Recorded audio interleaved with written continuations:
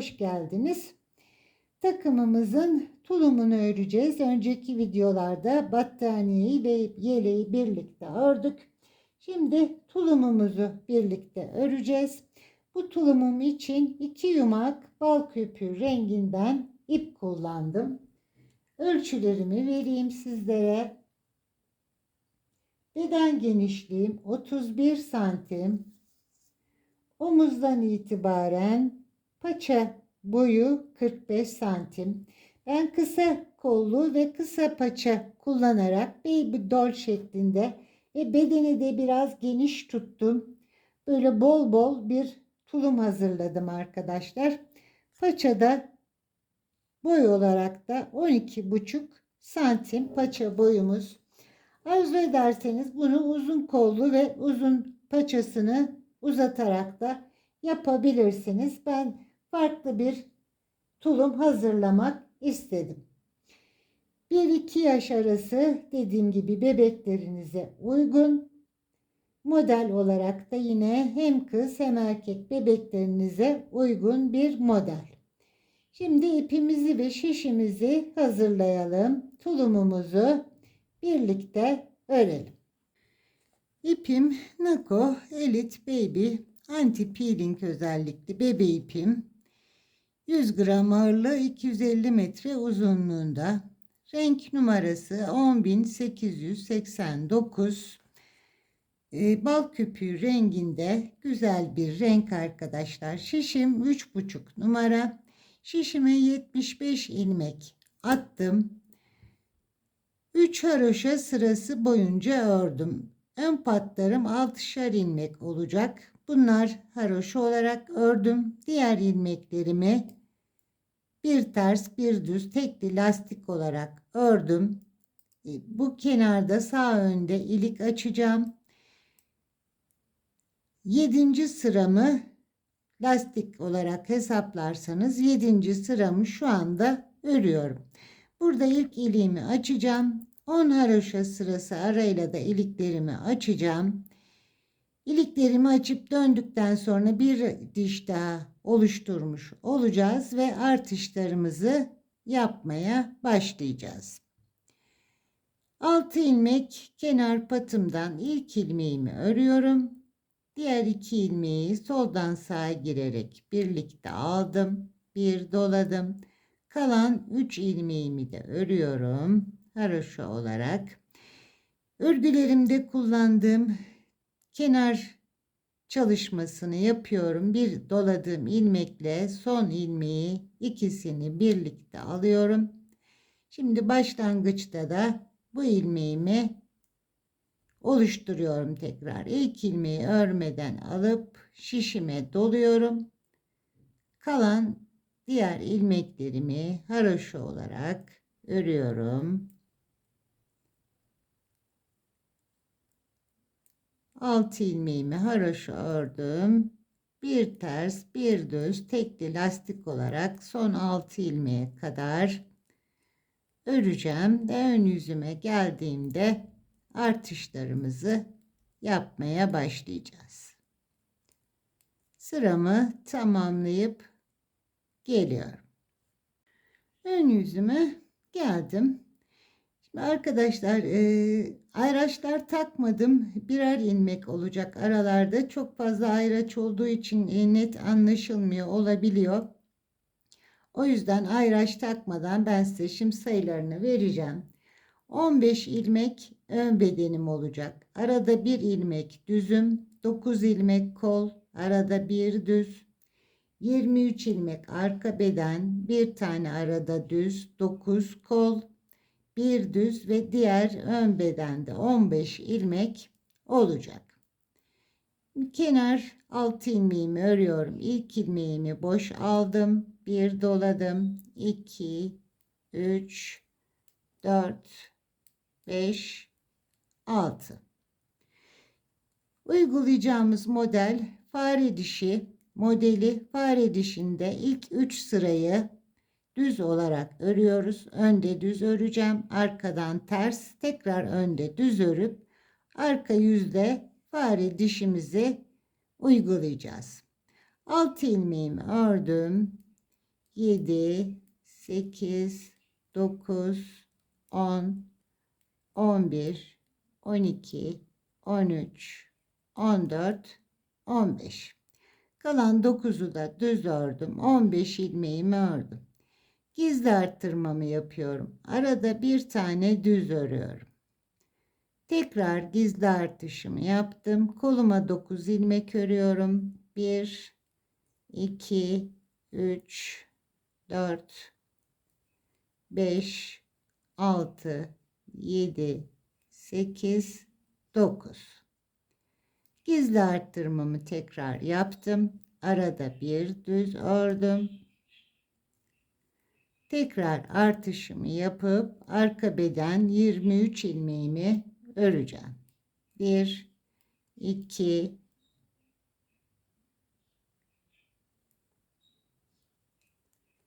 3, 4, 5, 6, 7, 8, 9, 10, 11, 12, 13, 14, 15, 16, 17, 18, 19, 20, 21, 22, 23.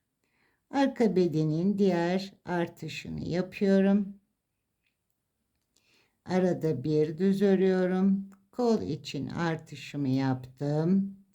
9 ilmek örüyorum. 1, 2, 3, 4, 5, 6, 7, 8 ve 9. Kol artışımı yaptım. Arada bir tane düz ördüm.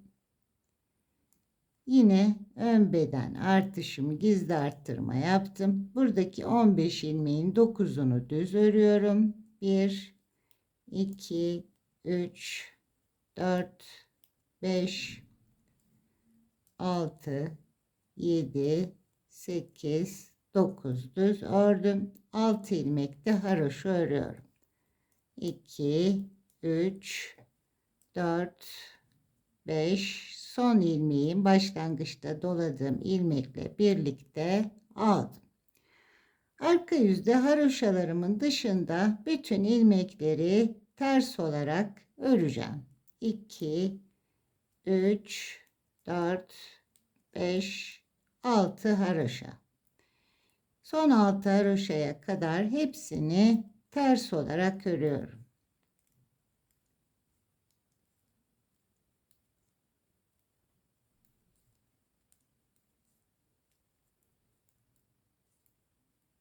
Artırdığım ilmeğim, ters ördüm. Arada bir ilmek düz, onu da ters. Diğer artış ilmeğim ters olarak örüp bu sıramı tamamlayıp ön yüzde tekrar artışımızı yapalım. Ön yüzüme geldim. Tekrar artış yapacağız ve üçüncü düz sıramızı örmüş olacağız. Arka yüzümüzde fare dişimizi yapacağız. Önce arttırdığım ilmeğe kadar haroşalarımı ve düz ilmeklerimi öreceğim.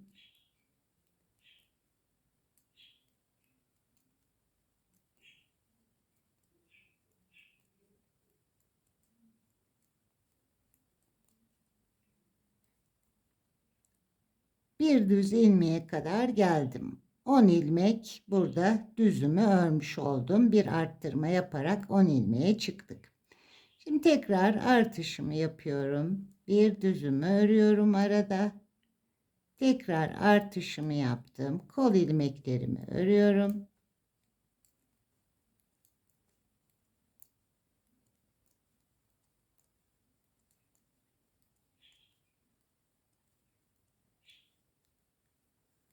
Kol ilmeklerimi tamamladım. Bir düz ilmeğe geldim. Kol artışımı yaptım. Arada bir düzümü ördüm. Arka beden artışımı yaptım. Arka beden ilmeklerimi örüyorum.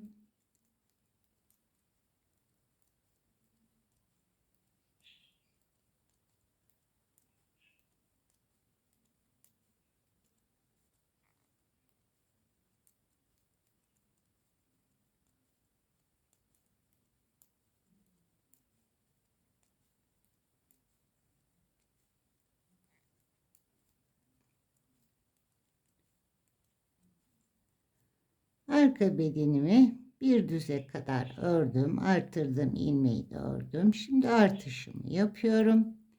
Bir düzümü ördüm. Tekrar artırmamı yapıp kol ilmeklerimi örüyorum.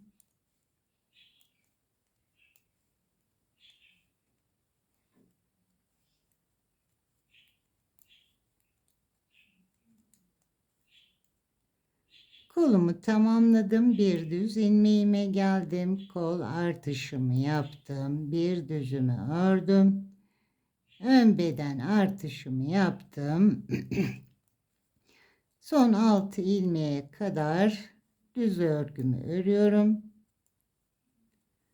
Son 6 ilmekte haroşa. Haroşamı düz yönde örüyorum. Görüyorsunuz. Önde ve arkada düz olarak örüyorum. Bunu karıştırmayın arkadaşlar. Bunu çok soran oluyor çünkü haroşa diyorsunuz, düz örgü örüyorsunuz diye. Ben haroşayı hem önde hem arkada düz örerek oluşturuyorum. Artışlarımızı yaptık. Şimdi arka yüzümüzde fare dişimizi, modelimizi uygulayacağız. 6 ilmek haroşamla başlıyorum. 6 ilmeğimi ördüm. İlk ilmeğimi ters örerek başlıyorum. Bir ters ördüm. İpi çevirdim. Düz ilmeğimi bir alt sıraya, ilmeğimin bir alt sırasına batarak düzümü örüyorum. Bir tersimi ördüm. Düz ilmeğimi normal olarak almıyorum. Bir alt sıraya, ilmeğin bir alt boşluğuna batarak örüyorum. Bir ters, bir alttan batarak düz. Bir ters, bir alt sıraya battım, düzümü ördüm. Bir tersim, bir alta battım, düzümü ördüm. Arttırdığım ilmeğimi ters örüyorum. Ters olarak ördüm. Arada bir ilmek tersim var. Önde düz olan ilmeğim. Koluma başlarken artış yaptığım ilmeğimi ters örüyorum. Bir tersimi ördüm. Bir alta batarak düz ördüm. Bir ters, bir alta battım. Bir ters, bir alt boşluğa battım. Bir ters ördüm. İlmeğin bir altına batıp düz ördüm. Bir ters, bir alt sıradan bir düz, ters, ilmeğin bir alt boşluğu, bir düz, arttırdığım ilmeğimi ters olarak örüyorum. Tersle başladım, tersle bitirdim kol ilmeklerimi. Arada bir ilmek tersimi örüyorum. Öndeki düz ilmeğim. Arka bedenime geldim. Yine arttırdığım ilmeği ters olarak örüyorum. Bir ters ördüm. İlmeğin bir altına battım. Düz, ters, bir alta batıp düz, ters, fare dişini çalışıyorum. Bir düz, bir ters, düzü alta batarak örüyorum. Tersimi ördüm.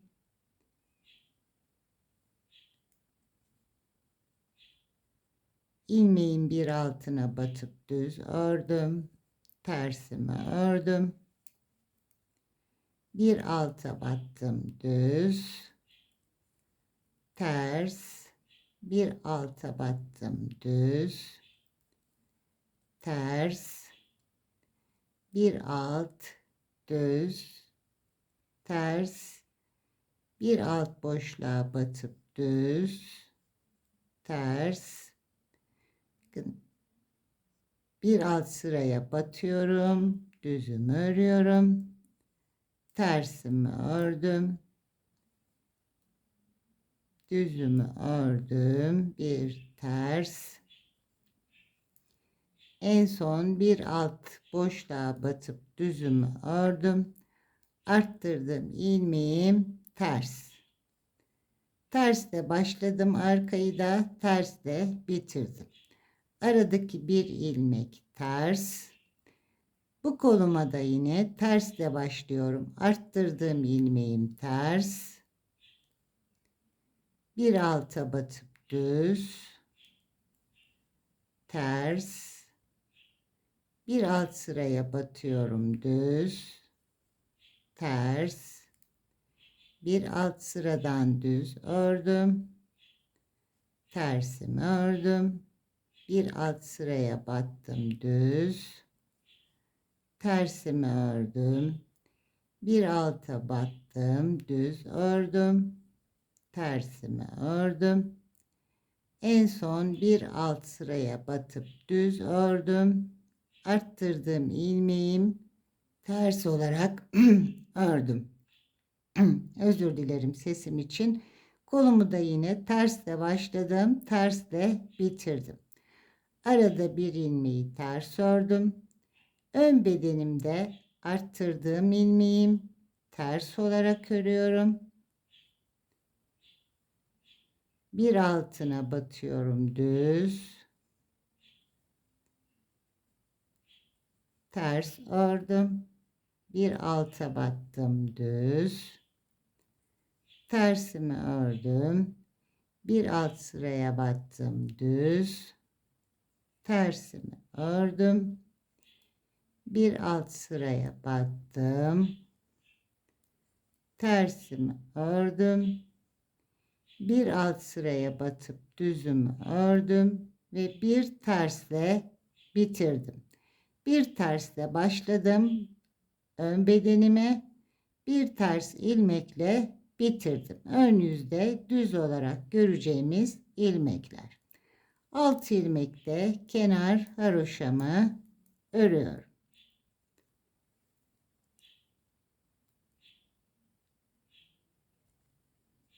Son ilmeğimde doladığım ilmekle birlikte ördüm. Ön yüzde bir modeli tamamlamış olduk. Dördüncü sıra arka yüzde fare dişimizi uyguladık. Şimdi yine 2 sıra önde düz, bir sıra arkada ters. Bu sırayı düz öreceğiz. Arttırmaları yapacağız. Arkada ters, önde tekrar düz olarak örüp geçeceğiz. Arka yüze geldiğimizde fare dişimizi yeniden uygulayacağız. Artış şeklini bir kez daha birlikte yapalım.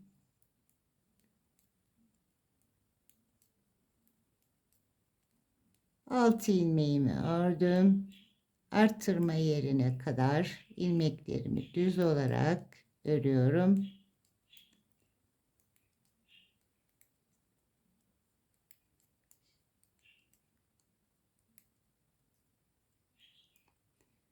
Aradaki bir düz ilmeğime geldim. Artışımı yaptım. Bir düzümü ördüm. Kol artışımı yapıyorum. Kol ilmeklerimi düz olarak örüyorum.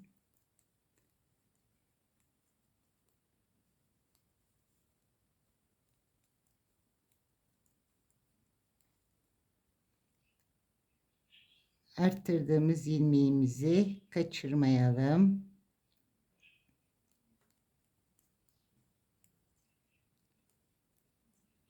Arttırdığım ilmeğime geldim. Hemen bir artış yaptım. Aradaki düzümü ördüm. Tekrar artışımı yaptım. Arka bedenimi arttırma yerine kadar örüyorum.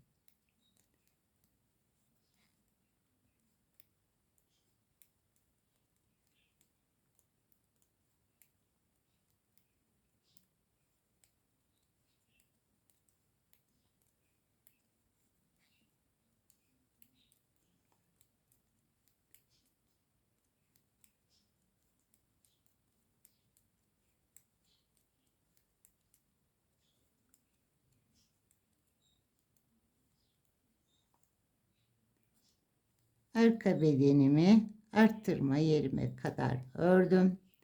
Bir artışımı yaptım. Bir düz.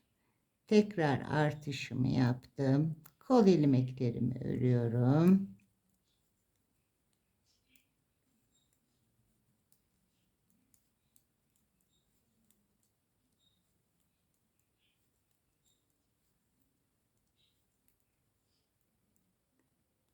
Arttırdığımız yeri yine kaçırmadan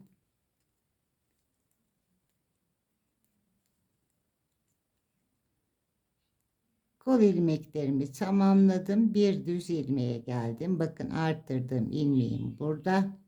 Hemen artışımı yaptım. Bir düz ördüm. Tekrar artışımı yaptım. Diğer ön bedenimi 6 ilmek haroşaya kadar düz örüyorum.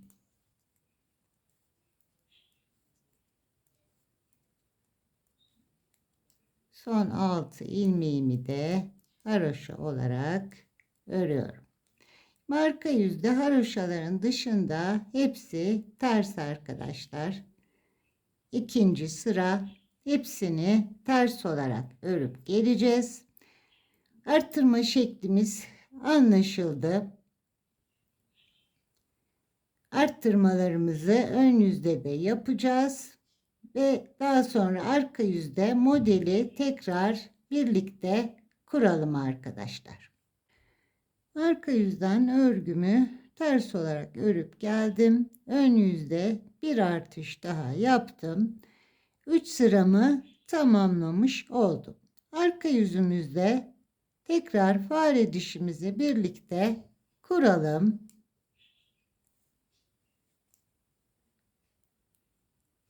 Kenar 6 ilmeğimizi öncelikle örelim.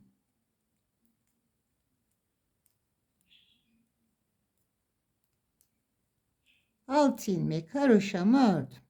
Nasıl başladık? Bir ters örerek başladık arkadaşlar. Yerini kaydırmadan yine aynı şekilde bir ters örerek başlıyorum.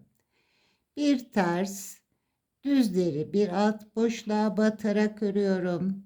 Bir ters, düzleri bir alt boşluk, ters, düzümü bir alt sıraya batıyorum. Tersimi ördüm. Düzü bir alta batarak örüyorum. Tersimi ördüm. Düzümü bir alt sıraya battım. Tersimi ördüm. Düzü bir alt sıraya battım ve arttırdım ilmeğe geldim. Bunu ters olarak örüyorum. Ters olarak arttırdığınız ilmeğin denk gelmesi için arkadaşlar ilmek sayılarınızı tek ilmek olarak yaparsanız bir fare dişi ve arttırdığınız ilmeği ters olarak örmüş olursunuz. Çift ilmek sayısı olursa arkadaşlar burada 2 ters ilmek, çünkü arttırdığınız ilmeğe fare dişini uygulayamayacağınız için 2 ters ilmek yan yana gelir. Yani ön yüzde 2 düz ilmek yan yana gelmiş olur. Artış arasında da düz ilmeğiniz var. Yine kolda da aynı şekilde düz ilmekler yan yana gelmiş olur. Burada böyle bir düz ilmekler şekli oluşur bir dahaki modele kadar. O yüzden tek ilmek sayısı çalışırsanız burada yaptığınız işlemlerde en son modeli çalışıp bir alta batıp arttırdığınız ilmeği de ters olarak örmüş olursunuz. Diğerlerini kaydırmadan tersle başlamıştık. Arttırdığımız ilmeği yine tersle başlıyoruz.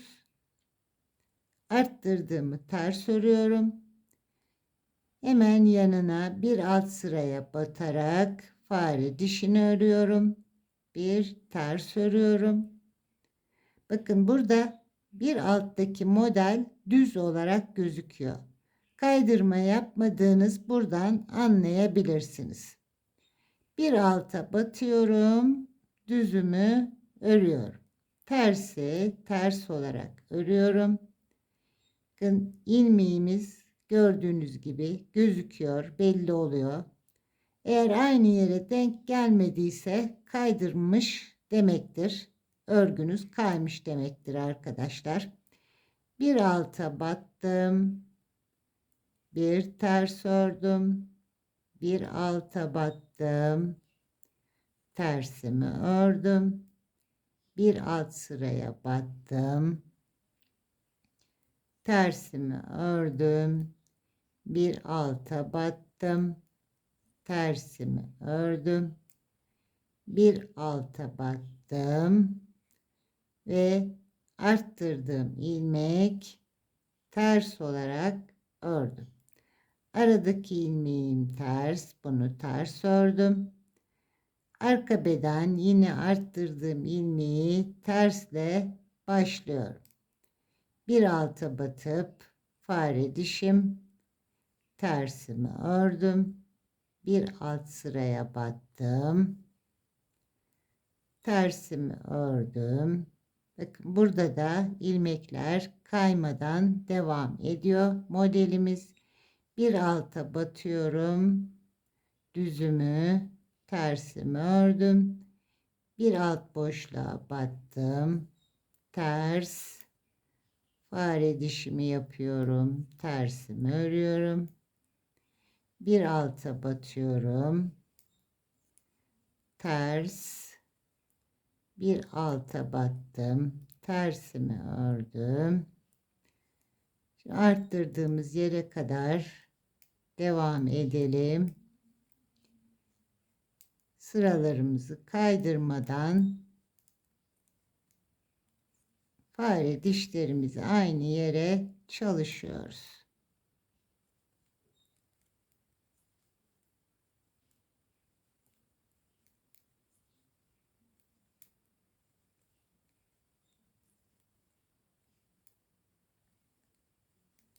Arka bedenimizde en son bir alta battık. Fare dişini yaptık. Arttırdım ilmeğim ters olarak ördüm. Aradaki bir tersimi ördüm. Kolumu yine arttırdığımı tersle başlıyorum. Bir alt sıraya batıyorum. Bir ters, bir alt sıra, bir ters, bir alt sıra, bir ters, bir alta battık. Tersimizi ördük. Bir alt sıra,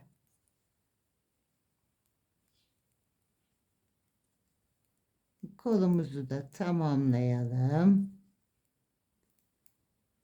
Bir alt sıraya battım ve arttırdım ilmeğim ters olarak ilmeğimi örüyorum. Aradaki düzümü arkada ters olarak örüyorum. Ön beden arttırdığım ilmeğim tersle başladım. Bir alt sıraya battım. Bir ters, bir alt sıra, bir ters,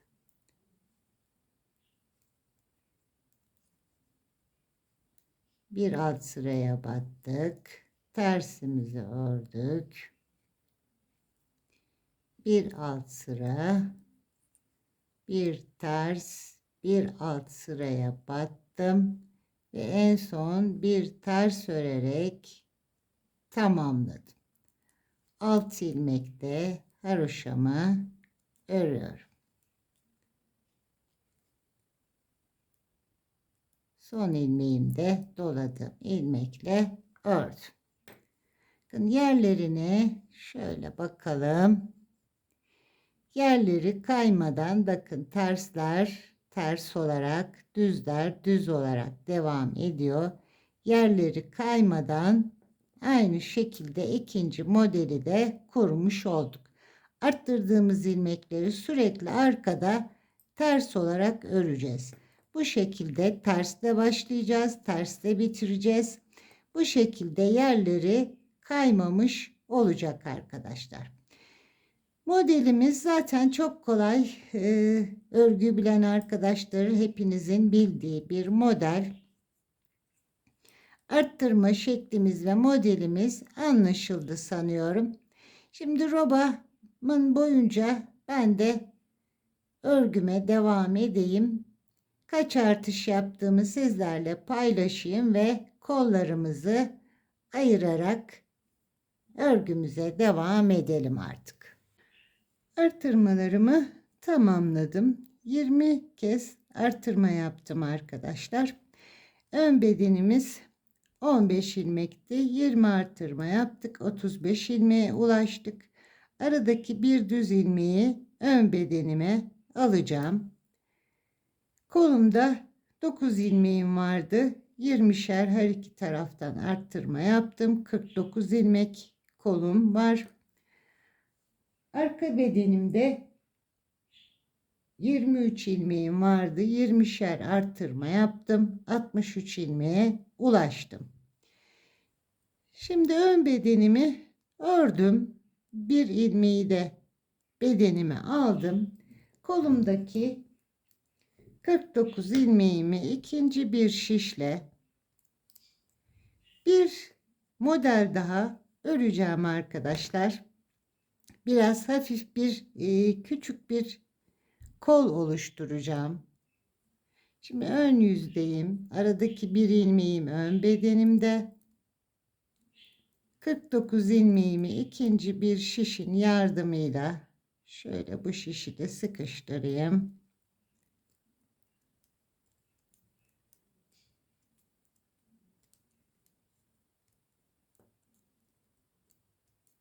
Bir fare dişi daha uygulayacağım. Daha sonra da tekli lastik öreceğim koluma. Öncelikle 49 ilmeğimizi bir örelim.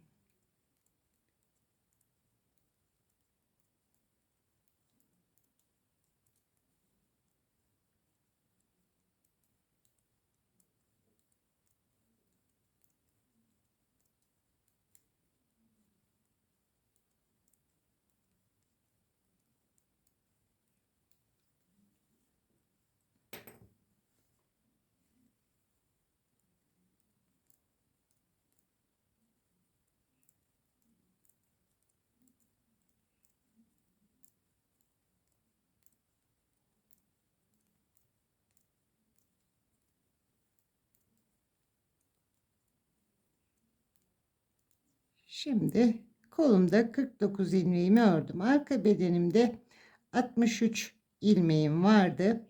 Bu bir düz ilmeği birer her iki kenardaki düz ilmeği de ekleyeceğim. 65 ilmek arka bedenim olarak kalacak. Şimdi iki sıra daha öreyim. Arkada ters, önde düz olarak ve arka yüze gelip bir model daha kuracağım. Daha sonra da lastiğimi yapacağım.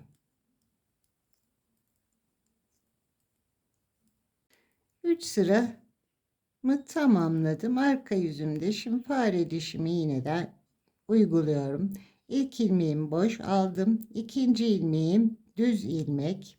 İpimi çevirdim. Bir fare dişi ördüm. Bir tersimi ördüm. Bakın düz ilmeğim yerlerini yine kaydırmadan bir alt sıraya batarak düzümü örüyorum. Tersim, bir alta battım, tersimi ördüm, bir alta battım. Yerlerini kaydırmamış oluyorum. Terslerimi örüyorum. Bir alta battım. Bakın ön yüzde de yerlerini kaydırmadan düzler düz, tersler ters olarak devam ediyor. Arka yüzde de zaten düz ilmeğim belli oluyor.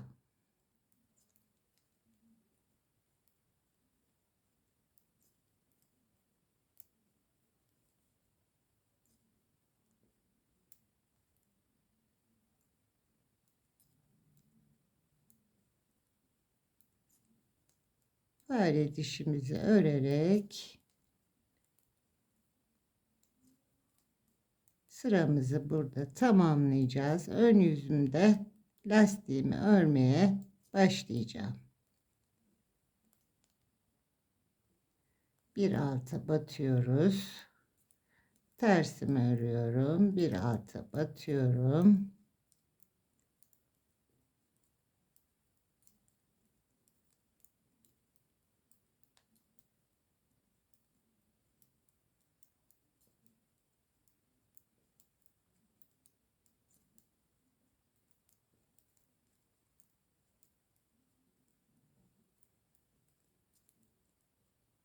En son yine bir alt sıraya battım. En sonu da ters olarak ördüm. Ön yüzümüze geldik. İlk ilmeğimi örmeden yine aldım. Sıradaki tersi ters örüyorum. Düz ilmek, düzü düz örüyorum. Tersi ters, düzü düz. Bir düz, bir ters. Lastiğimi kuruyorum. Tersin üstüne ters ördüm, düzü düz ördüm. Tersleri ters, düzleri düz örerek ilk sıra lastiğimi örmüş oluyorum.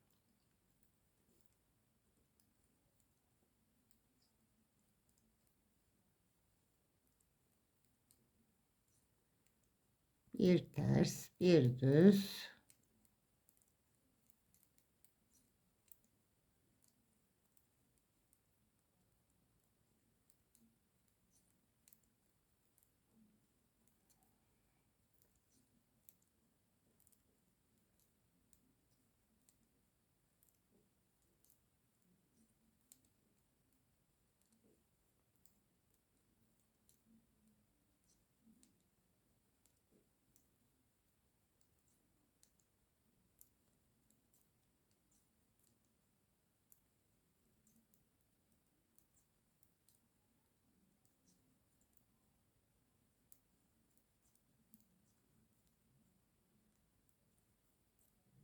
Tersimi ters ördüm, düzümü düz, en son bir ters ördüm. Son ilmeğimi de düz olarak ördüm. İlk lastik sıramı örmüş oldum. Şimdi birkaç sırada tekli lastik olarak kol ağzını öreyim. Daha sonra ilmeklerimizi birlikte kapatalım. Lastiğimi 8 sıra ördüm arkadaşlar. Şöyle ters ilmeklerinden sayarsak 2, 4, 6, 8. Örgümün ön yüzüne geldim. İlmeklerimi örerek kapatacağım. İlk ilmeğim düz. Bunu örmeden aldım. İpimi çevirdim. Tersi ters yönde ördüm. Şişimdeki ilmeği üzerinden atlattım. Düz ilmeğimi düz olarak örüyorum. Şişimdeki ilmeği üstünden atlatıyorum. Tersimi ters örüyorum. İlmeğimi üstünden atlatıyorum. Düzü düz örüyorum. İlmeğimi atlatıyorum. Ters ördüm. Şişimdeki ilmeği atlattım üstünden. Düz ördüm. Şişimdeki ilmeği üstünden atlattım. Ters örüyorum. Bir ilmek atlatıp kapatıyorum. Düz örüyorum. Bir ilmek atlatıp kapatıyorum. İlmeklerimin tamamını bu şekilde kapatacağım. Ters ördüm. İlmeğimi atlattım. Düz ördüm. İlmeğimi atlattım.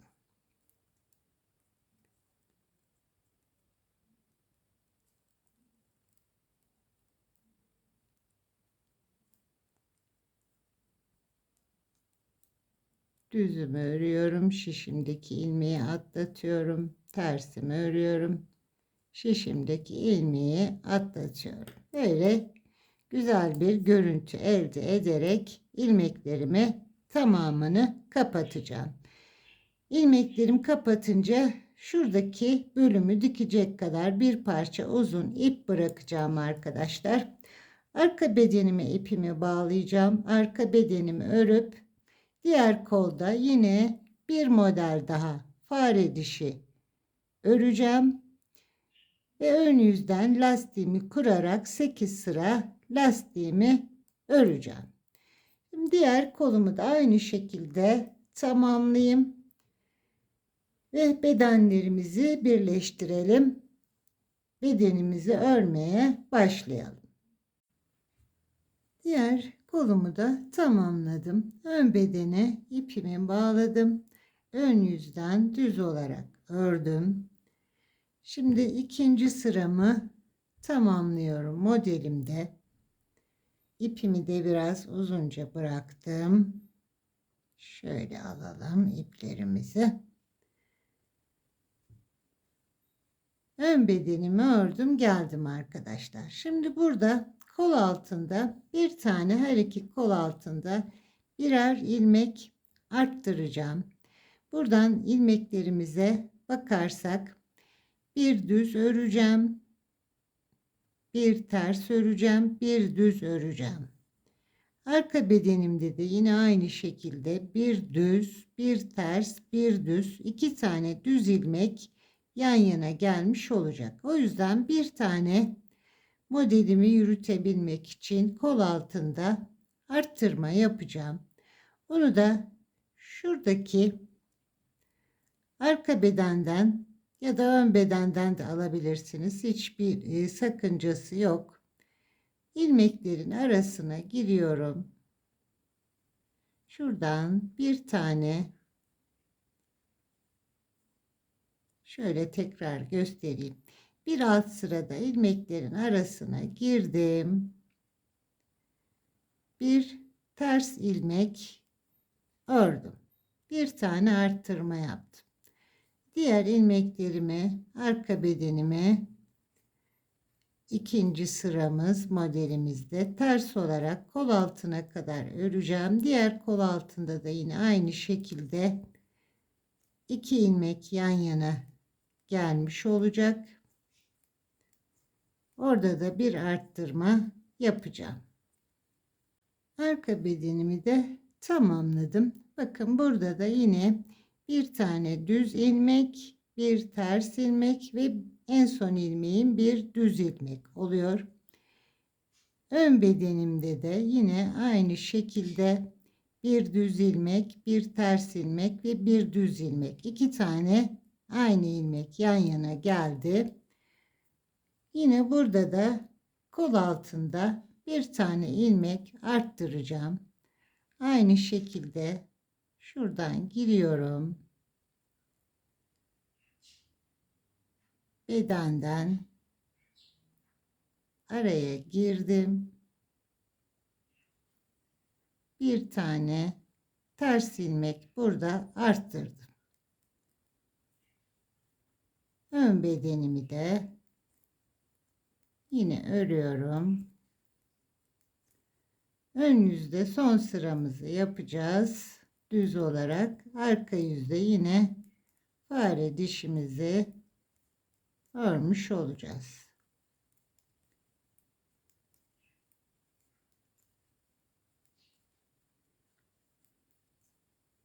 Şimdi sıralarımı tamamlayayım. Kol altına geleyim. Modeli sizlerle arttırdığımız ilmeği paylaşayım. Ön yüze geldim ve bir tersle başlayarak modelimi örmeye devam ettim. Şimdi en son bir ters ördüm. Bakın sıramız bir düzle kol altına yaklaştım. Bir düz örüyorum. Bir ters. Bir alta batıyorum. Bir alt sıraya bir düz. Arttırdığımız ilmeğimiz ters. Arka bedene geçtim. Bir alta battım, bir düz, bir ters, bir alta battım, bir düz, bir ters, alta batarak düzümü ördüm. Bakın kol altında şöyle göstereyim. Modelimizi kaydırmamış olduk. Arttırdığımız ilmeğimizi burada düz olarak ördük. Sıraları kaymadan modelimiz tekrar devam ediyor. Şimdi artık kol altını da diğer kol altında da yine sırası kaymamış olacak ve arttırdığımız ilmeğimiz bir ters ilmek, önde de bir düz ilmek şeklinde örülmüş olacak. Artık A kısmına kadar modellerimizi kurarak devam ettirelim örgümüze. Ben de ilerleteyim örgümü. A kısmına geldiğimizde A'da bir kesme yapıp bacaklarımızı, paçalarımızı öreceğiz. Kaç tane model kurduğumu sizlerle paylaşayım. Şu anda kol altında ilk modelimizi kurmuş oluyoruz. Bu şekilde örgümüze devam edelim artık. A kısmına kadar tulumumu ördüm. Önce bir kolunu diktim ben. Diğer kolunu da birkaç sıra örgümüz var. Lastiğimizle birlikte bir model ördük. Bunun dikişini yapalım.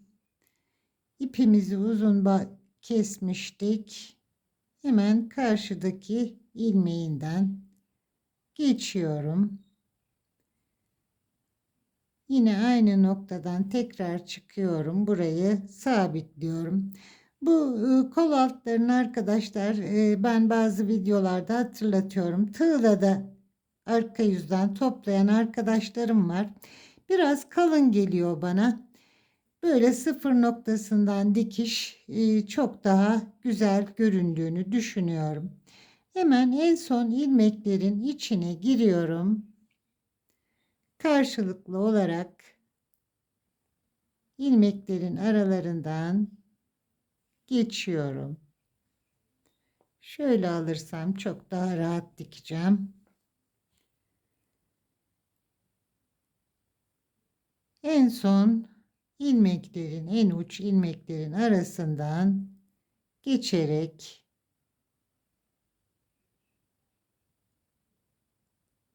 tabii bunu birkaç sıra sonra yaparsanız dikmeniz çok daha rahat olur. Ben dikişi bir diğer kolunu diktim. Bitirdiğim zaman dedim dikişini de paylaşayım. Hemen en son ilmeklerin içinden giriyoruz arkadaşlar. Bakın böyle düzgün bir şekilde dikmiş oluyoruz. İpi şöyle alalım.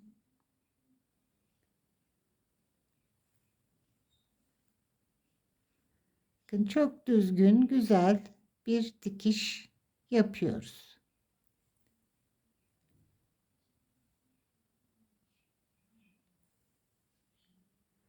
Kol altına geldik. Buradaki boşluğu kapatmak için şu ilmeklerin arasından giriyorum.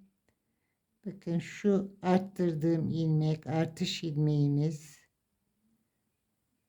Buradan da girdim. Kol altını kapatmış olduk. Şu noktadan iğnemi içeriye alıyorum. İç kısmımıza geldik. Burada da bir boşluk var bakın. Bunu da kapatmak için şu iki ilmeği içinden geçiyorum. Gördüğünüz gibi kol altında boşluğumuz kapanmış oldu. İpimi sabitleyeceğim burada. Bir ilmeğin içinden 2 sefer geçtim. Tekrar geçelim, açılmasın. Burada da ilmeklerin arasından yürütüp fazla ipimi keseceğim şimdi. Çok temiz bir dikiş yapmış olduk.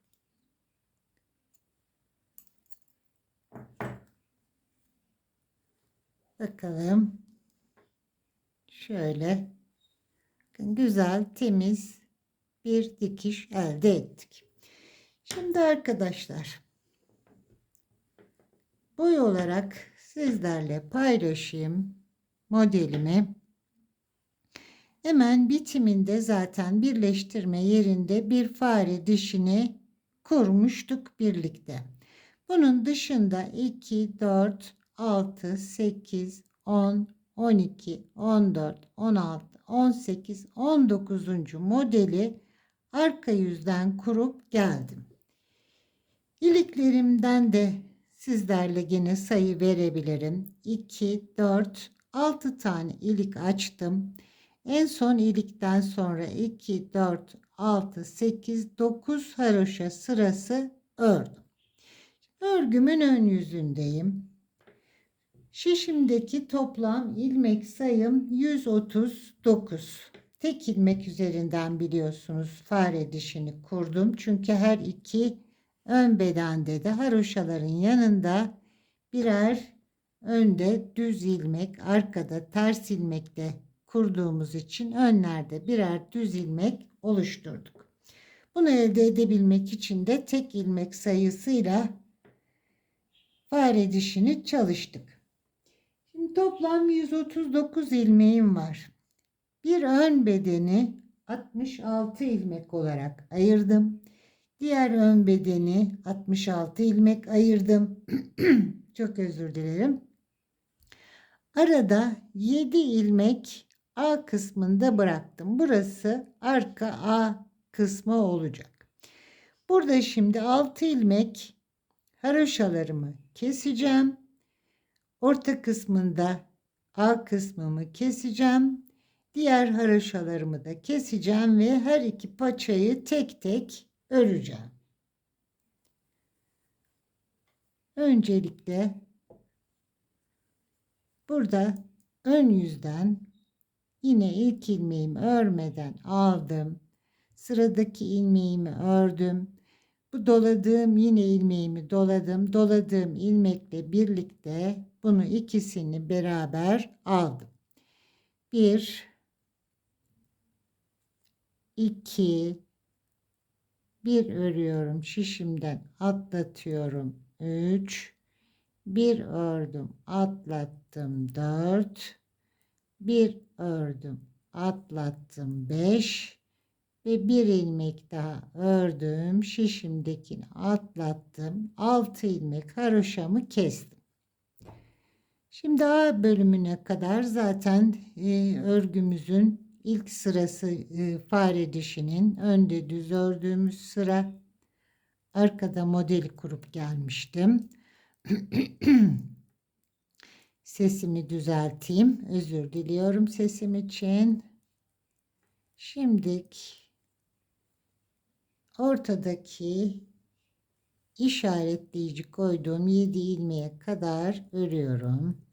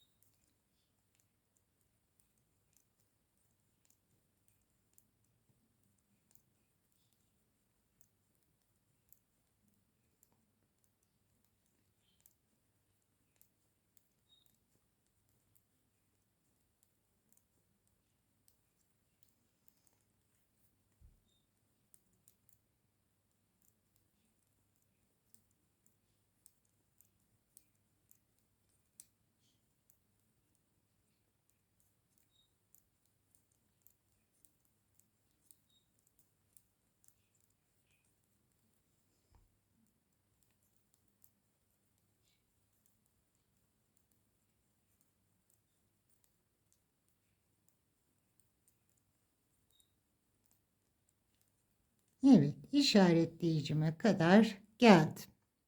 Şimdi buradaki 7 ilmeğimi de yine keseceğim. İlk ilmeğimi ördüm, ikincisini ördüm. İlk ördüğümü üzerinden atlattım. Bir tane kestim. Bir ördüm, atlattım. 2 ördük, üzerinden atlattık. 3, 4, 5, 6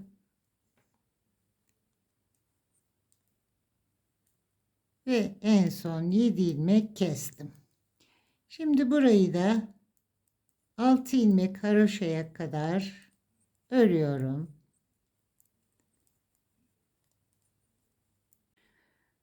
Altı ilmek haroşama kadar geldim. Şimdi arkadaşlar bu kısmını da aynı sırada öreceğim. Bir beden bir sıra fazla olmaması için bunu kol altı kesimlerinde de yapabilirsiniz bu işlemi.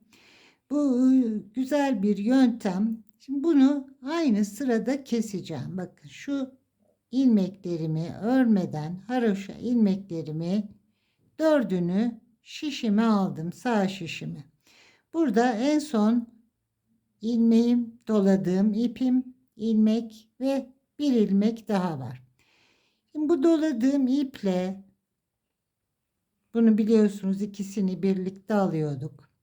Şimdi bu ikisini öndeki bir ilmeğin üzerinden atlatıyorum bakın. İpim burada, örmüyorum. Bir sonraki ilmeği üzerinden yine atlattım. Bu ipimizi de örgümüzü de böyle çekelim. Büzme yapmasın. Tekrar sol şişimi aldım. Arkadaki ilmeği öndeki ilmeğin üstünden atlatıyorum bakın. Aynı sırada kesme işlemini yapmış oluyorum. İlmeği arkadakini öndekinden atlatıyorum. Tekrar sola aldım. Arkadakini öndeki ilmekten atlattım. 5 ilmek kesmiş oldum. Haroşa ilmeğim bir ilmek daha var bakın. Şimdi bu ördüğüm ilmeğe geldim. Yine bunu öndeki ilmeğin üzerinden atlattım ve kesme işlemimi tamamladım. Bir sıra fazladan örmemiş oldum. Marka yüzüme geçtim.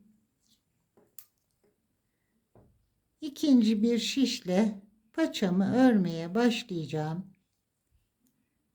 İlk ilmeğimi örmeden alıp ilmeklerimi örüyorum. Şu anda şişimde paça olarak 66 ilmekte 6'sını kestik. 60 ilmeğim var. Arka yüzde ters olarak öreyim ilmeklerimi. A kısmıma geldim arkadaşlar. Şimdi burada ben bir ilmek örgümde keseceğim. Bunun amacı da şöyle ön yüzden baktığımızda bir ters ilmek, yani en son ilmekte fare dişi uygulamam gerekiyor. Yanındaki ilmek düz. Burada bu en son ilmekte fare dişini uygulayamayacağım için burada iki düz ilmek yan yana gelecek. Başlangıçta da yine bir düz ilmeğim var. Arada 3 tane düz ilmek olmuş olacak. Ben o görüntüyü kapatmak için burada şimdi arka yüzde bir ilmek paçamdan keseceğim arkadaşlar. 59 ilmeğe düşürmüş olacağım. Burada arka yüzde şu iki ilmeği, en son ilmeğin önündeki iki ilmeği birlikte aldım. En son ilmeğimi de ördüm. Diğer paçamı bekletiyorum. Burada ön yüzden yine düz olarak örelim. Arka yüzde model kurulumunu yine yapalım birlikte. Kaymadan ilmekleri modelimizi sizlerle bunu da paylaşmış olayım. Arka yüzüme geldim. ilk ilmeğimi örmeden aldım.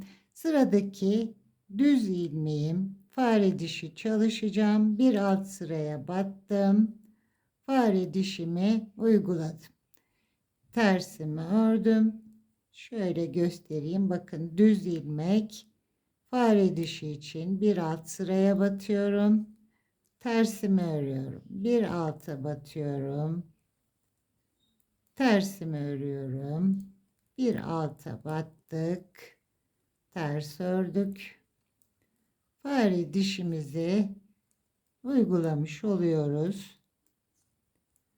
Paçadan bacakları ayırdıktan sonraki ilk modelim, uzun bir paça yapmayacağım. Biraz kısa bir, dizlerine hemen hemen gelecek şekilde bir paça uygulayacağım.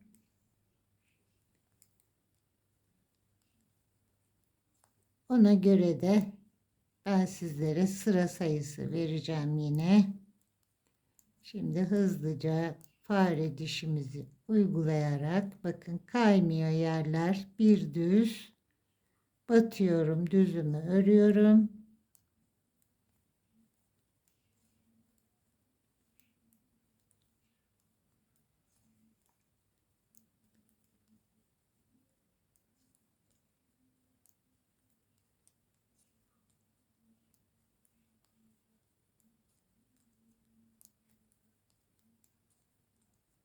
Ön yüze gelelim.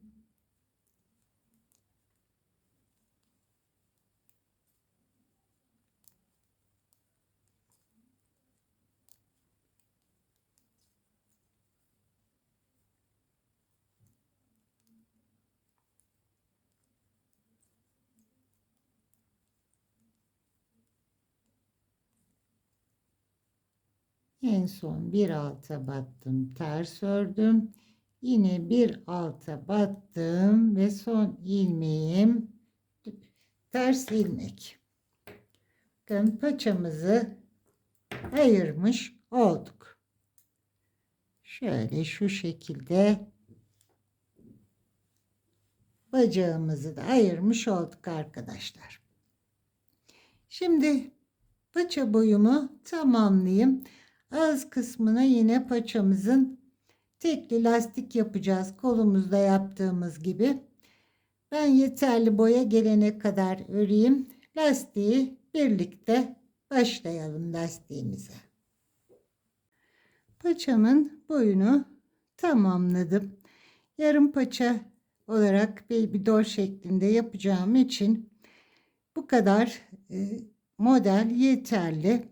9 kez fare dişi modelimi ördüm arkadaşlar. Arka yüzde 9. modeli ördüm. Ön yüzde lastik örmeye başlayacağım. Kolumda yaptığım gibi tekli lastik öreceğim.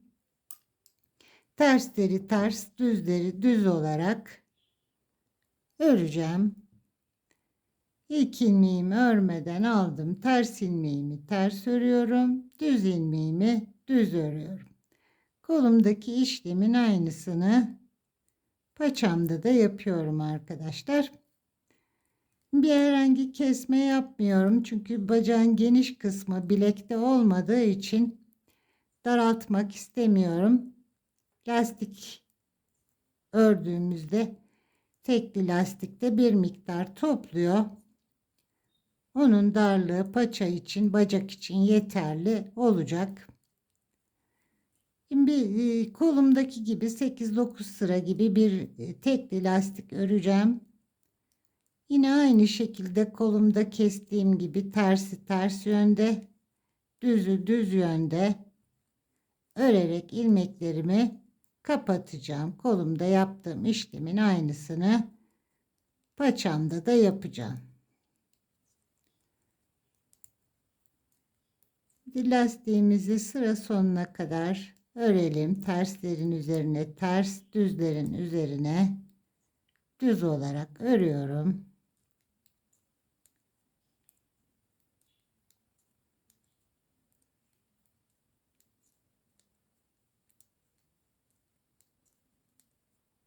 Sıramızı tamamlayalım.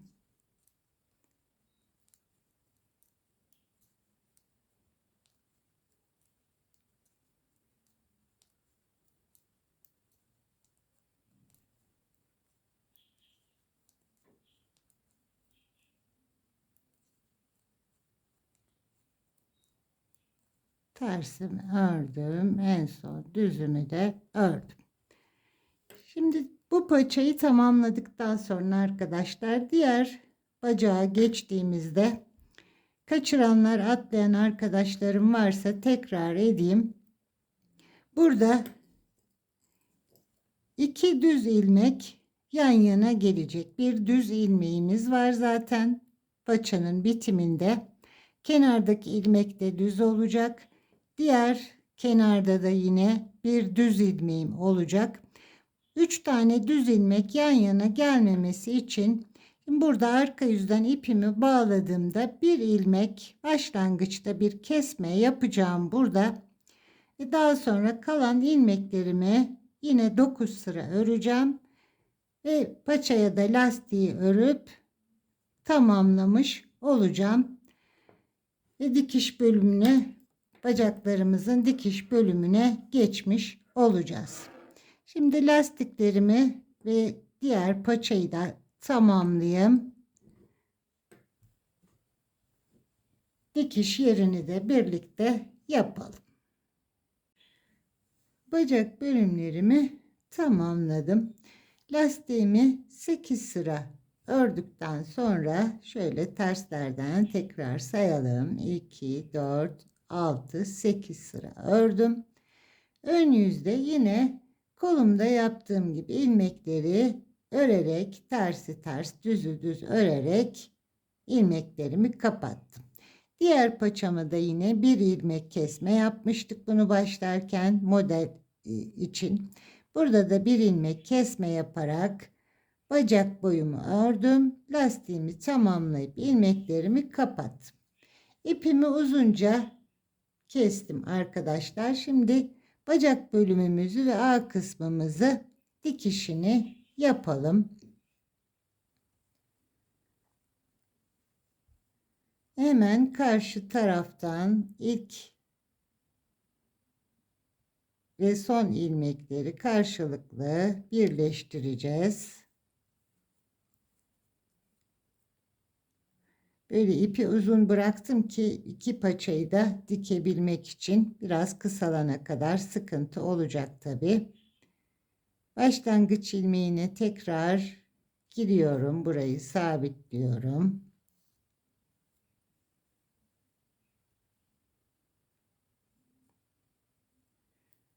Önce lastik bölümümüzü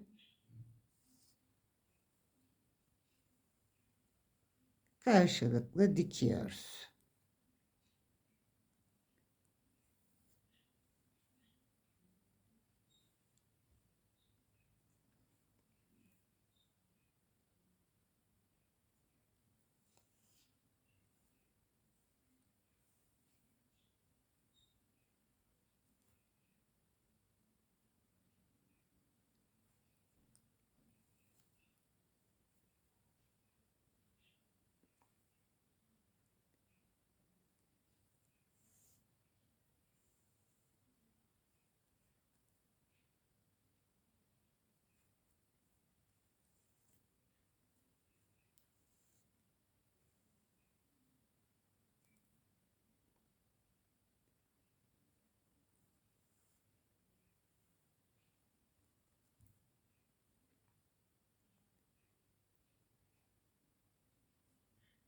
Lastik kısmındaki en son ilmekleri diktik. Şimdi ipimi bir parça çekiyorum. Burayı ilmekleri sıkıştırmak için. Burada dikkat edeceğimiz paçamızı dikerken modelleri sıralarını kaydırmadan bu fare dişleri karşılıklı gelecek şekilde dikişimizi yapmamız gerekiyor. Önce düz ilmekleri karşılıklı dikiyorum. Diğer paçamda da, paçamın diğer ucunda da, pardon.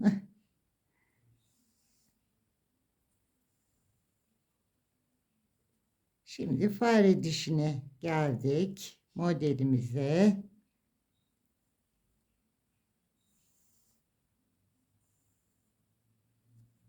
Bakın bu tarafta da yine aynı sırada dikişimizi yapmamız gerekiyor.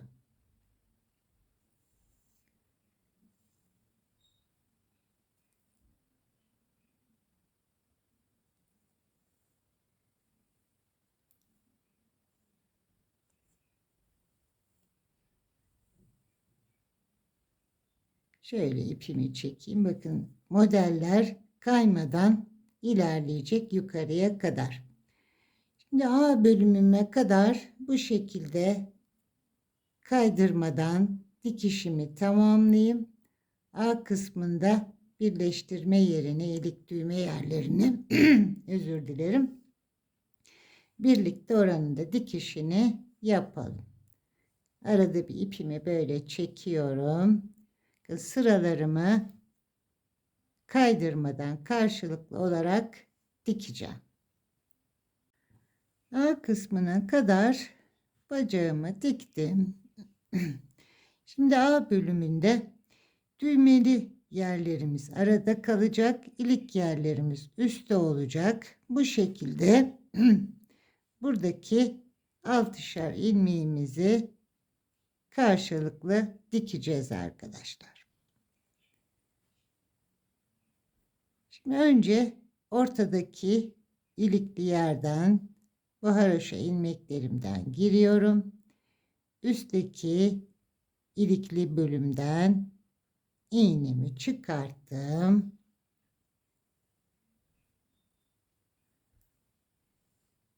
Haroşa dişimin arasına buraya giriyorum.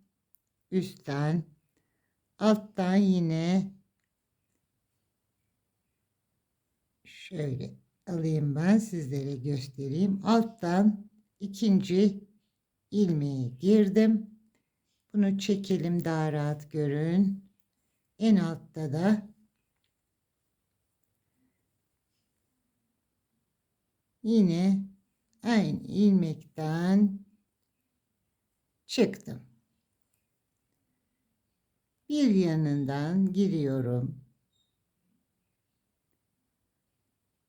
Ortadaki ilmeğe girdim. En üsttekine girdim.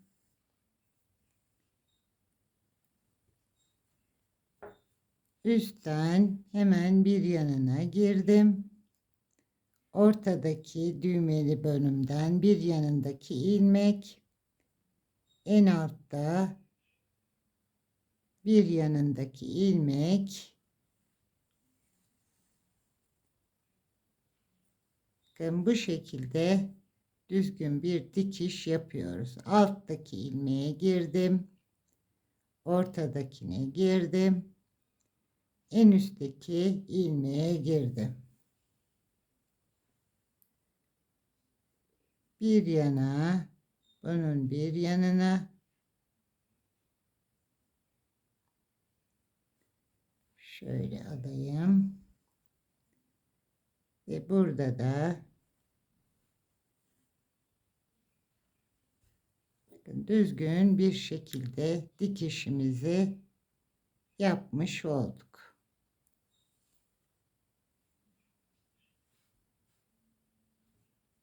Şimdi diğer paçamı da aynı şekilde düz ilmeklerden modelimi kaydırmadan lastik bölümüme kadar dikeceğim. İlikli bölüm üstte, düğmeli kısım ortada. 3 bölümü birlikte dikmiş olduk arkadaşlar. Şöyle düğmemi dikmiştim ben. Bakın böyle güzel bir dikiş yaptık. Diğer paçamı da dikeyim ve artık son haliyle geleyim. Tulumumu tamamladım arkadaşlar. Tam 2 yumak ip kullandım. Size ölçülerimi vereyim. Beden genişliğim 31 santim arkadaşlar. Omuzdan itibaren paça boyum 45 santim. Paçamın uzunluğu, paçayı ben kısa paça yaptım biliyorsunuz. Paçamın uzunluğu da 13 santim.